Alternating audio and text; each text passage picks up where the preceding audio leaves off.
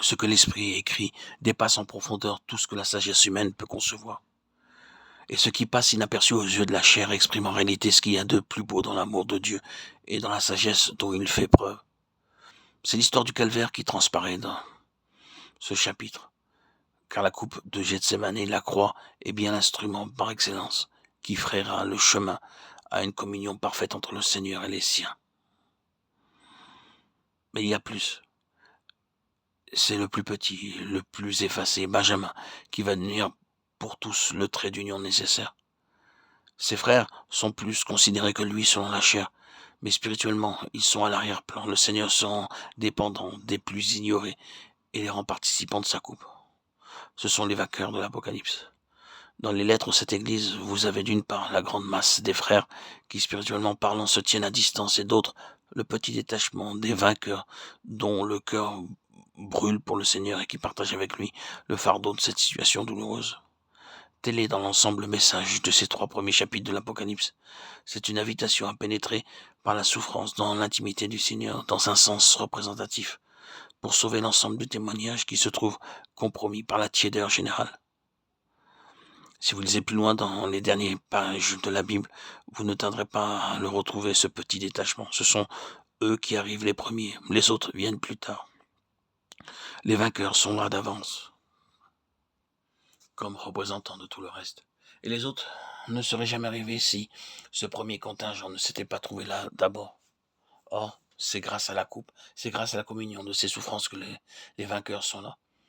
Quant aux autres, ils devront eux aussi entrer en communion avec cette coupe. Ce sont ceux qui viennent de la grande tribulation. Ils ont lavé leurs robes et ils les ont blanchies dans le sang de l'agneau.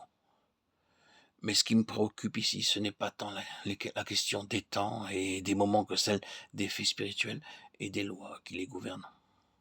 Or, à travers toute la Bible, de la Genèse à l'Apocalypse, on retrouve cette loi. Il faut à Dieu un homme ou une poignée de fidèles, reste une phalange de vainqueurs qui, par le chemin de la croix ou de l'autel, entre en parfaite communion avec lui en faveur de tous les autres.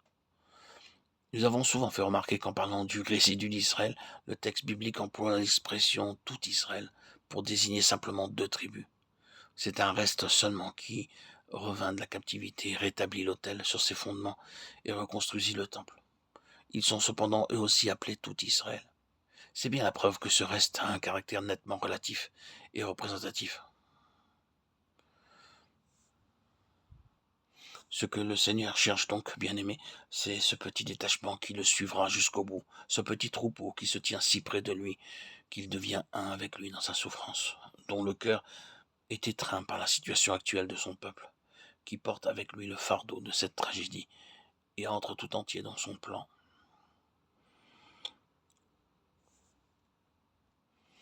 Laissant les autres disciples plus en arrière, Jésus prit avec lui Pierre, Jacques et Jean, lui-même fit quelques pas en avant. Il y a donc des degrés dans notre participation à ce ministère, et ces degrés sont en rapport direct avec le prix que nous sommes disposés à payer, la part que nous pouvons prendre des souffrances de notre Maître.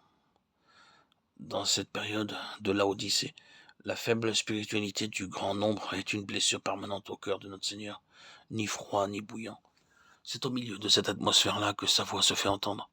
Celui qui vaincra, je le ferai asseoir avec moi sur mon trône, comme moi j'ai vaincu et me suis assis avec mon Père sur son trône. C'est bien le trône qui nous est proposé.